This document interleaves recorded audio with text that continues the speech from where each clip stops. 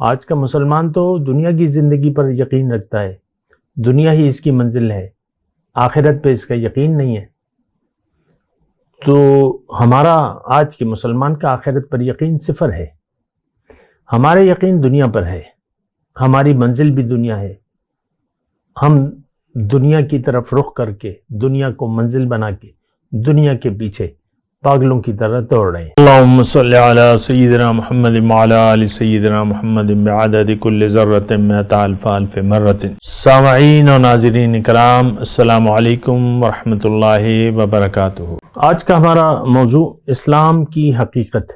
دیکھیں، اسلام ایک دین ہے، ایک دین کا نام ہے، اور دین کیا ہے، اس کی حقیقت کیا ہے؟ دیکھیں، دین زندگی گزارنے کا ایک طریقہ، وے آف لائف، زندگی گزارنے کا ایک طریقہ۔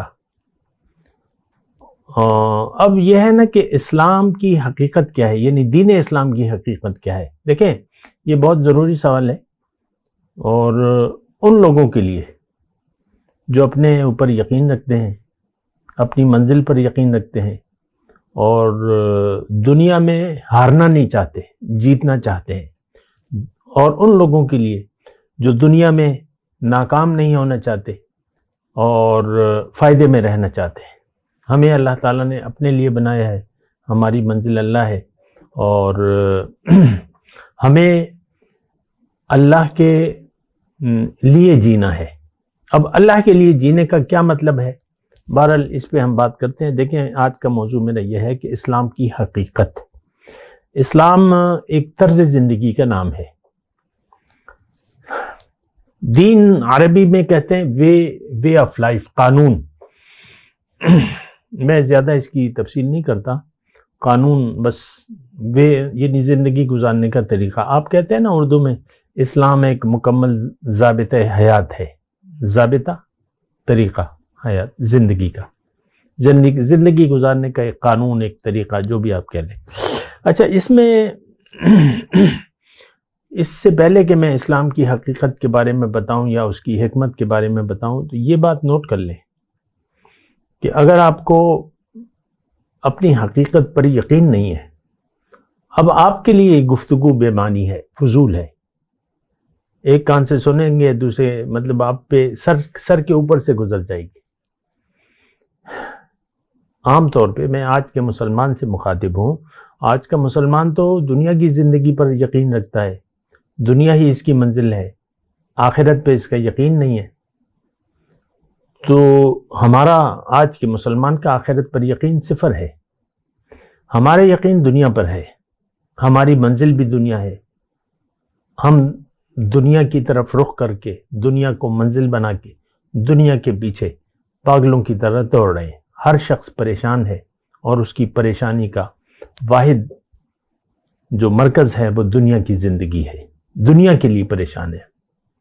ہماری خوشی، ہمارا غم، ہماری پریشانی، ہمارے منصوبے، ہمارے توقعات، ہماری امیدیں سب دنیا سے تعلق رکھتی ہیں۔ آپ اپنا احتساب کریں نا، آپ کس خیال میں زندگی گزار رہے ہیں؟ آپ زندگی کیوں گزار رہے ہیں؟ ہم سب ظاہر کے لیے زندگی گزار رہے ہیں۔ آج کا بچہ ہو، جوان ہو، بوڑھا ہو، سب دنیا کے لیے اور دنیا کے خیال میں زندگی گزار رہے ہیں۔ یہ ایک انتہائی تباہ کن سوچ ہے کہ آپ اپنے آپ سے غافل ہو کر زندگی گزار رہے ہیں، کیونکہ آپ اس کے بعد ایک ایسی جگہ جائیں گے جہاں حقیقت آپ پر کھل جائے گی، حقیقت آپ کو نظر آ جائے گی، اور آپ دوبارہ واپس آنا چاہیں گے، لیکن آپ کے لیے پھر وقت ختم ہو چکا ہوگا۔ دنیا ایک مہلت ہے، مہلت کا وقت ہے۔ اسلام کو سمجھے بغیر اگر آپ نے زندگی گزار دی تو آپ نقصان میں رہیں گے۔ اسلام کو سمجھیں، اور اسلام کی حقیقت کو سمجھیں، اور اس کو تسلیم کریں، پھر دین اسلام کے مطابق زندگی گزاریں۔ اللہ تعالیٰ نے قرآن میں فرمایا ہے کہ ادخلوا فی السلم کافہ، دین میں پورے کے پورے داخل ہو جاؤ۔ ولا تتبعوا خطوات الشیطان، شیطان کے نقش قدم پر مت چلو۔ انہ لکم عدو مبین، وہ تمہارا کھلا دشمن ہے۔ افتؤمنون ببعض الکتاب وتکفرون ببعض، کیا تم کتاب کے بعض کو مانتے ہو بعض سے انکار کر دیتے ہو؟ تو ایسا کوئی بھی کرے گا فما جزاء من یفعل ذلک منکم الا خزی فی الحیات الدنیا، دنیا میں شرمندگی، قیامت کے دن شدید عذاب کی طرف آپ کو لوٹایا جائے گا۔ وَمَا اللَّهُ بِغَافِلٍ عَمَّا تَعْمَلُونَ، اے برائے نام مسلمان، اللہ تعالیٰ جانتا ہے جو کچھ تم کر رہے ہو، اللہ غافل نہیں ہے اس سے۔ ہم لوگ دنیا کے لیے زندگی گزار رہے ہیں، آج کا مسلمان، دنیا ہی ہمارے لیے اہم ہے اور اسی کے لیے ہم زندگی گزار رہے ہیں، نہیں ایسی بات نہیں ہے۔ دیکھیں آج کا موضوع میرا یہ ہے کہ اسلام کی حقیقت، دیکھیں اللہ نے ہمیں اپنے لیے بنایا ہے، دنیا میں اللہ تعالیٰ نے ایک بہت بڑے مقصد کی کامیابی کی جدوجہد کے لیے دنیا میں بھجوایا ہے، یہ بات نوٹ کر لیں۔ جیسا کہ آپ دیکھیں ایک کاروباری آدمی ہے، مثال کے طور پہ مردان میں ہے، اور اس کو اپنی دکان کے لیے یا اس کے لیے وہ چاہیے، سامان چاہیے، وہ لاہور میں ملتا ہے اور صبح سے شام تک کا اس کا ٹور ہے۔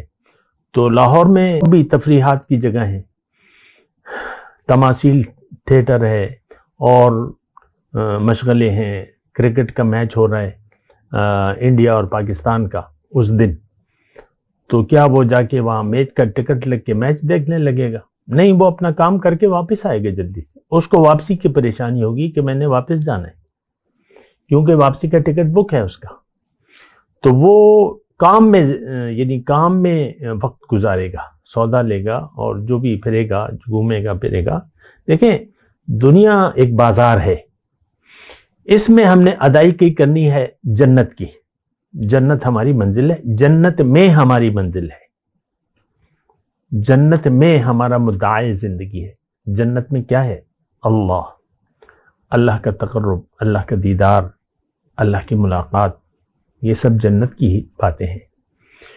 تو اس کے لیے ہم نے جد و جہد کرنی ہے۔ اب دنیا میں آ کے اللہ تعالیٰ نے، دیکھیں وہ ہمارا رب ہے، بڑا مہربان ہے، ہماری آسانی کے لیے اس نے ایک بہت آسان طریقہ کار مقرر کر دیا ہے کہ تم دنیا میں جاؤ اور زندگی میری مرضی سے گزارو، میں تمہیں اختیار تو دیتا ہوں لیکن تم اپنی مرضی نہ کرنا، میری مرضی سے زندگی گزار لو، تو بس تم جنت میں پھر آ جاؤ گے۔